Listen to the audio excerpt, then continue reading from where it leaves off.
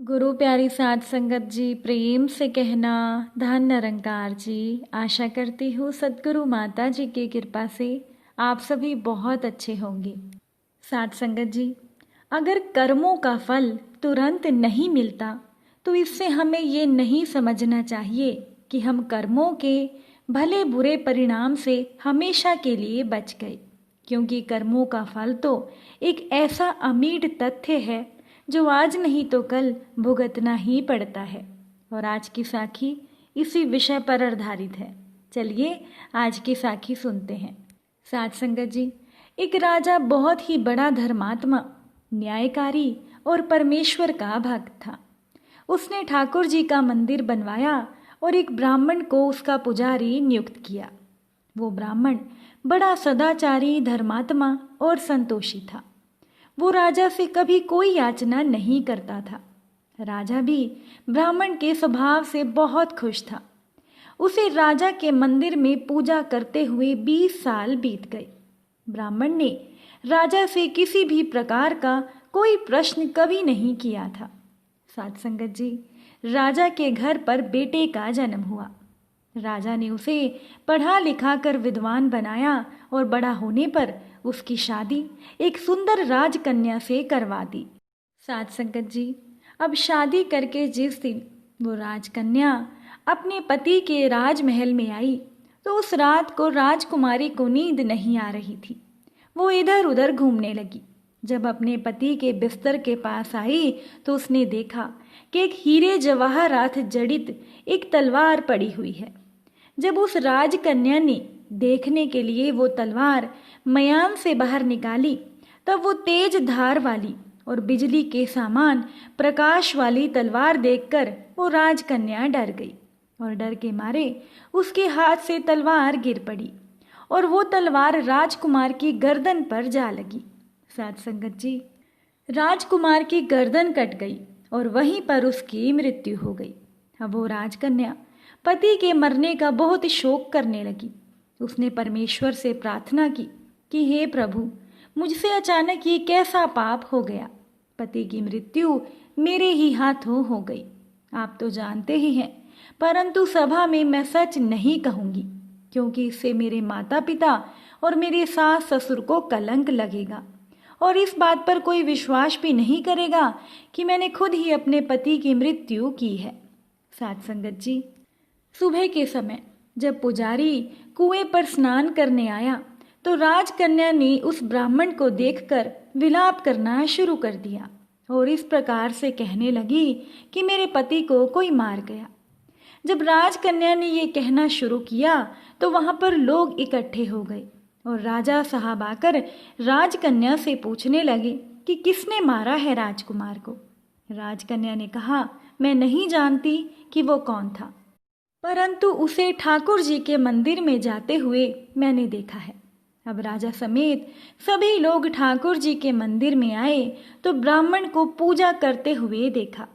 उन्होंने ब्राह्मण को पकड़ लिया और उसको पूछा कि तूने राजकुमार को क्यों मारा।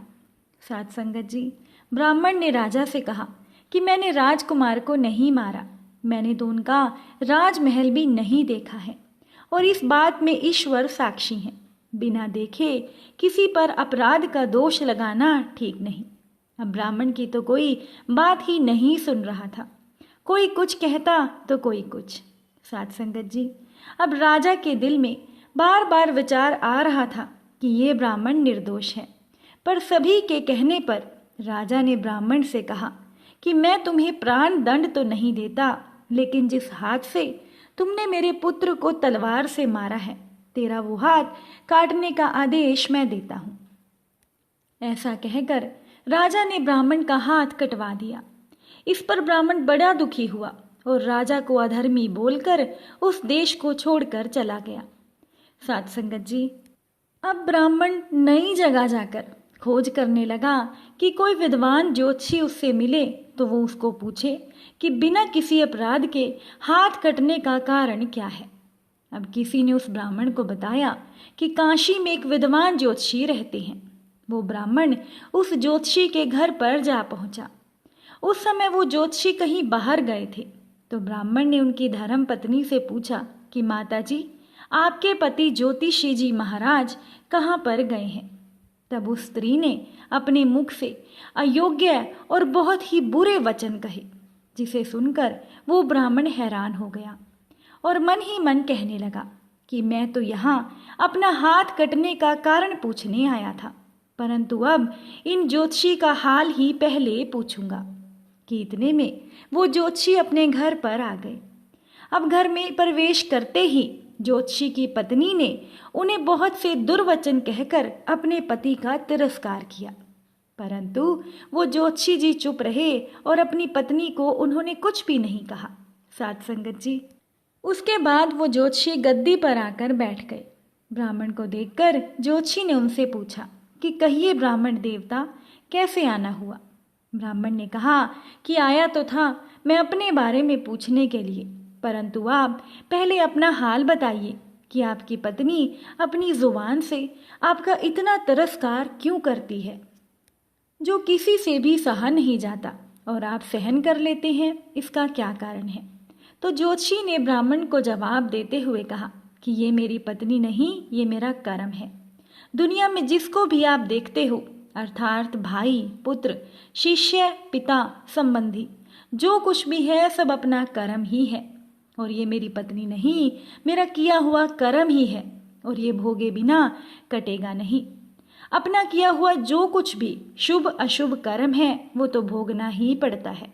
इसीलिए मैं अपनी खुशी से ये कर्म को भोग रहा हूँ, और मैं अपनी पत्नी को भी कुछ नहीं कहता, ताकि आगे इस कर्म का फल मुझे ना भोगना पड़े। ब्राह्मण ने ज्योतिषी से कहा कि महाराज, ऐसा क्या कर्म आपने किया था। तो ज्योतिषी ने ब्राह्मण को बताया कि पिछले जन्म में मैं एक कौवा था और मेरी पत्नी एक गाय थी, और इसकी पीठ पर फोड़ा था। फोड़े के दर्द से ये बहुत दुखी थी और कमज़ोर भी हो गई थी, और मेरा स्वभाव बड़ा दुष्ट था, इसीलिए मैं इसके फोड़े में चोंच मारकर इसे बहुत ज़्यादा दुखी करता था। जब दर्द के कारण ये कूदती थी तो इसका दुख देखकर मैं बहुत खुश होता था, और मेरे डर के कारण ये मुझसे छिप कर रहती थी। ये गंगा जी के किनारे संघन वन में हरी हरी घास खाकर मेरी चोटों से बचकर सुखी जीवन जीने लगी थी, लेकिन मैं इसके बिना नहीं रह सकता था। इसको ढूंढते ढूंढते मैं उसी वन में जा पहुंचा, और वहां इसे देखते ही मैंने इसकी पीठ पर जोर से चोंच मारी, तो मेरी चोंच इसकी हड्डी में चुभ गई। इस पर इसने बहुत प्रयास किए, फिर भी चोंच नहीं छूटी, और मैंने भी चोंच निकालने की बहुत कोशिश की, मगर चोंच नहीं निकली। अब पानी के डर से ये दुष्ट मुझे छोड़ेगा, ऐसा सोचकर ये गंगा जी में प्रवेश कर गई, परंतु वहाँ पर भी मैं अपनी चोंच निकाल नहीं पाया, और आखिर में गंगा जी के प्रवाह में ये बह गई। अब गंगा जी का प्रवाह तेज होने के कारण हम दोनों बह गए और बीच में ही मर गए। तब गंगा जी के प्रभाव से ये तो ब्राह्मणी बनी और मैं बहुत बड़ा ज्योतिषी बना, और अब ये मेरी पत्नी बनी है, जो कि इस जन्म में अपने मुख से दुर्वचन निकालकर मुझे दुख देगी, और मैं भी अपने पूर्व कर्मों का फल समझकर इसे सहन करता रहूँगा। मैं इसका दोष नहीं मानूंगा, क्योंकि ये मेरे किए गए कर्मों का ही फल है, इसीलिए मैं हमेशा शांत रहता हूँ। ज्योतिषी ने ब्राह्मण से कहा कि आप अपना प्रश्न पूछिए।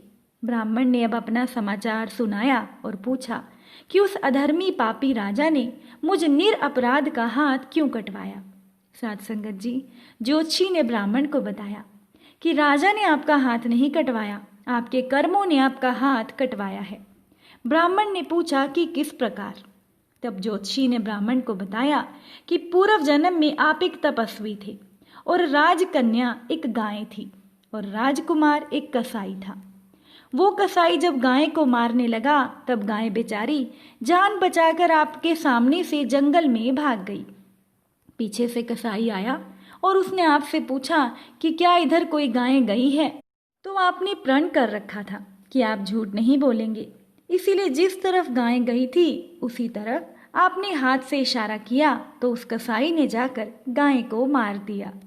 गंगा जी के किनारे वो उस गाय की चमड़ी निकाल रहा था। इतने में ही उस जंगल से शेर आया और गाय और कसाई दोनों को खाकर गंगा जी के किनारे ही उनकी हड्डियां उसमें बह गई।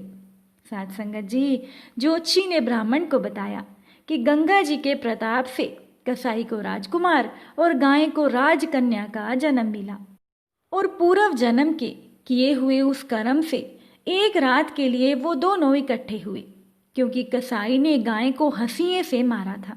इसी कारण राजकन्या के हाथों से अनायास ही तलवार गिरने से राजकुमार की गर्दन कट गई और उसकी मृत्यु हो गई। इस तरह अपना फल देकर कर्म निवृत्त हो गया और तुमने जो हाथ का इशारा देकर अपना कर्म किया था, उस पाप कर्म ने तुम्हारा हाथ कटवा दिया। हे ब्राह्मण, इसमें तुम्हारा ही दोष है, किसी और का नहीं।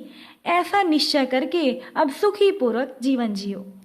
साध संगत जी, ज्ञान युक्त जीवन कितना सहज हो जाता है अगर हम कर्मों के सिद्धांत को मान लें और जान लें। तो पहले जन्म में किए गए घोर से घोर कर्म का फल भोगते हुए भी हम दुखी नहीं होंगे, बल्कि अपने चित्त की समता बनाए रखने में हम सफल होंगे। और अगर हमें सतगुरु की शरण मिलती है, अगर हम इतने भाग्यशाली होते हैं कि हमें सतगुरु अपने चरणों में जगह देते हैं, तो सतगुरु हमारे कर्मों के फल की गति को कम कर देते हैं। साध संगत जी, अगर कर्म का फल तुरंत नहीं मिलता तो इससे ये नहीं समझना चाहिए कि हम कर्मों के भले बुरे परिणाम से हमेशा के लिए बच गए, बल्कि कर्म फल तो एक ऐसा सच है जो आज नहीं तो कल भुगतना ही पड़ता है। साध संगत जी, लाठी के बल पर जानवरों को इस या उस रास्ते पर चलाया जाता है, लेकिन अगर ईश्वर भी बलपूर्वक अमोघ मार्ग पर चलने के लिए विवश करता तो फिर मनुष्य भी पशुओं की श्रेणी में आ जाता। इससे उसकी स्वतंत्र आत्म चेतना विकसित हुई है या नहीं, इसका तो पता ही नहीं चलता। साध संगत जी, भगवान ने मनुष्य को भले या बुरे कर्म करने की स्वतंत्रता इसीलिए दी है कि मनुष्य अपने विवेक को विकसित करके भले बुरे का अंतर करना सीख जाए। इसीलिए ईश्वर के लिए यही उचित था कि ईश्वर ने मनुष्य को अपना सबसे बड़ा बुद्धिमान और सबसे जिम्मेदार संतान समझकर उसे कर्म करने की स्वतंत्रता दी और ये देखे कि वो मनुष्यता का उत्तरदायित्व संभाल सकने में समर्थ है या नहीं। साध संगत जी, इसीलिए ईश्वर की ये कठोर व्यवस्था कर्म फल के आधार पर ही बनी हुई है, जो तुरंत न सही कुछ देर के बाद अपने कर्मों का फल भोगने के लिए हर किसी को तैयार रहना चाहिए। साध संगत जी, उम्मीद करती हूँ कि साखी आपको अच्छी लगी होगी। अगर अच्छी लगी हो तो अपने विचार कमेंट में ज़रूर बताइएगा। चलिए अब हम सभी मिलकर सिमरन करते हैं। तू ही निरंकार मैं तेरी शरण हाँ मैनू बख्श लो। तू ही निरंकार मैं तेरी शरण हाँ मैनू बख्श लो। साध संगत जी, प्यार से कहना, धन निरंकार जी।